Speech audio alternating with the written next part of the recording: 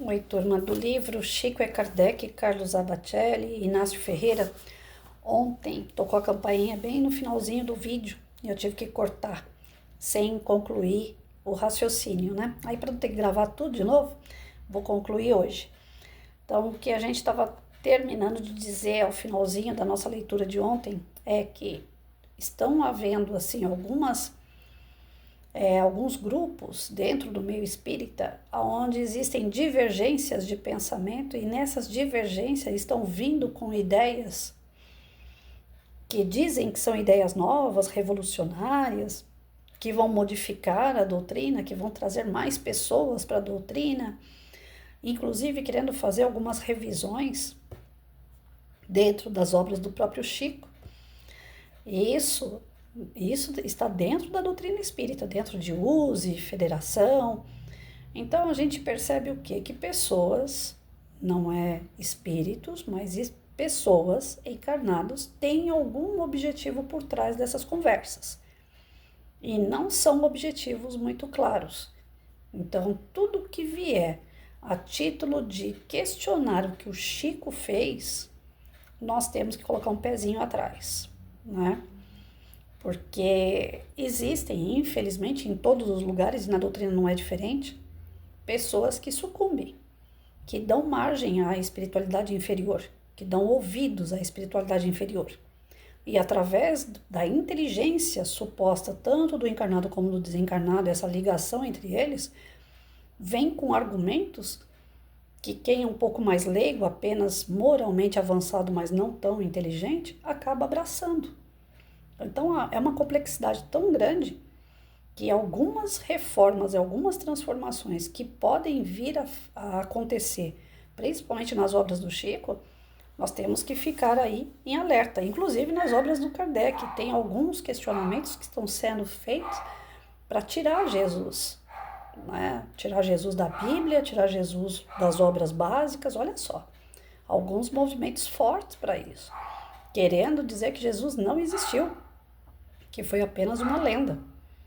Então nós temos assim algumas linhas de raciocínio que até que são inteligentes nas suas argumentações, porém fogem da moral.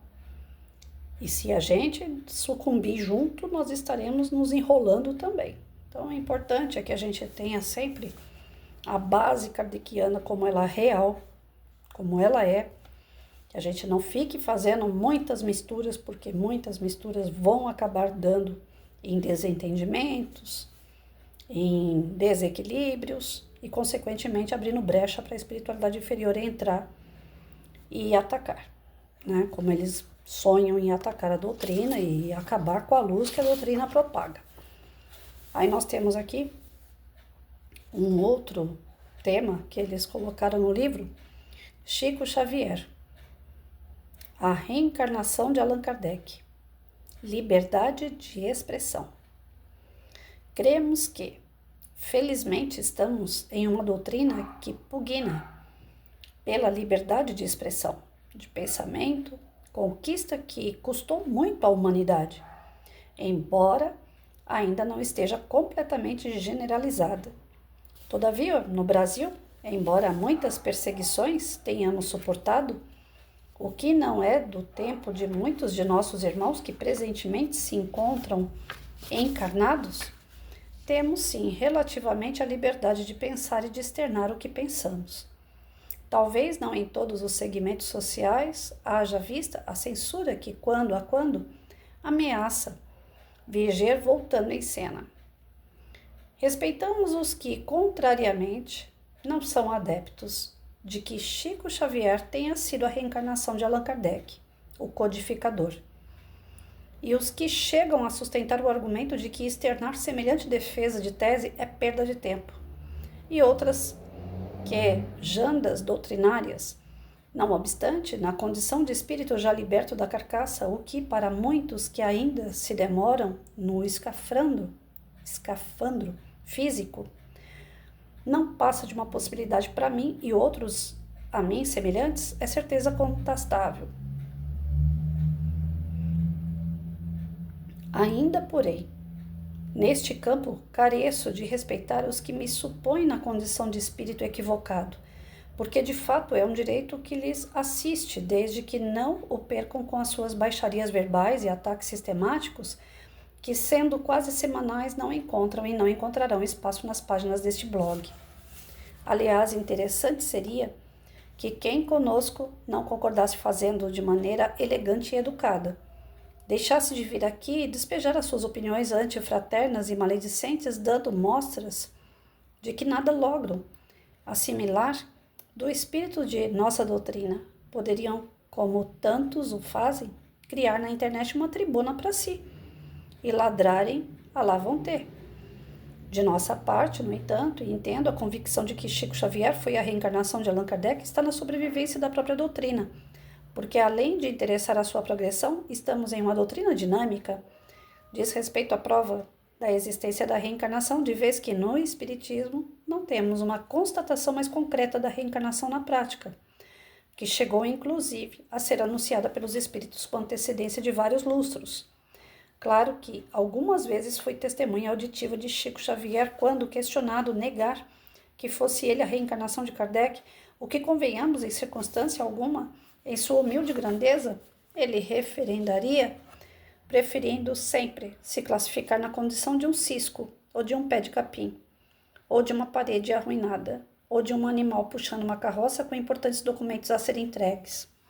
Qualquer um de nós, existem exceções, de bom grado aceitaria essa ou aquela revelação de que tenhamos sido em pretérita existência um príncipe, um conde, ou um sei lá o quê, desde que tivesse certa importância social e assim nos conferisse o destaque que ansiamos possuir.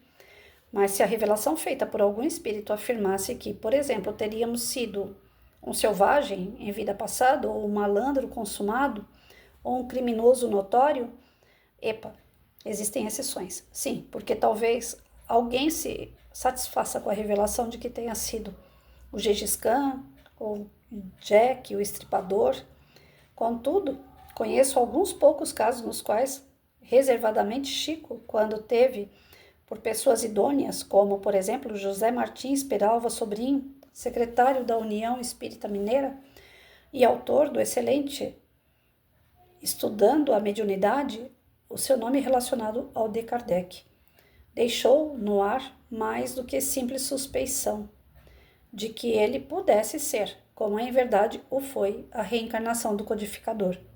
Bem, voltaremos ao assunto ainda muitas vezes, e se porventura alguém se sentir contrariado com ele, é só mudar de canal, porque a sua presença aqui, sinceramente, não nos fará, como não nos faz, a menor diferença.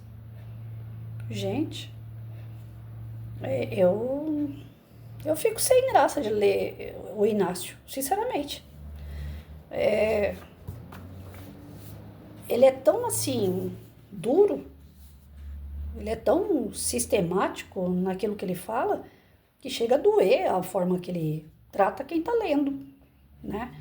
Quer dizer, quem aceita a ideia dele, seja bem-vindo. Quem não aceita ou for falar alguma coisa contra, não faz falta nenhuma aqui.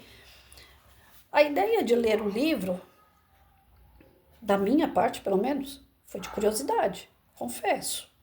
Eu não sei se o Allan Kardec e o Chico, eles realmente têm uma ponte de reencarnação entre os dois personagens, seja o mesmo espírito, né? Então, por curiosidade, que o ser humano é curioso por natureza, e eu também sou, eu fui buscar o livro.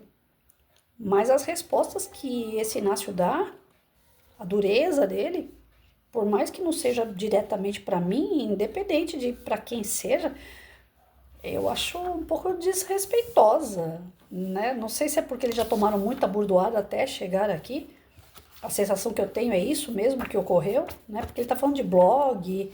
Então eu acho que isso aqui foi um discurso que ele deve ter feito na internet. Ou para a internet. Porque ele está falando assim, volta lá pro teu blog lá e continua falando lá. Monta um grupo lá, né? Eu acredito que seja alguma carta que foi feita direcionado a pessoas que estavam atacando ele. Eu quero acreditar nisso. Foi feito em Uberaba, Minas Gerais, 21 de julho de 2024. Essa anterior aqui, ela foi dia 14 de julho, e depois no dia 21 de julho.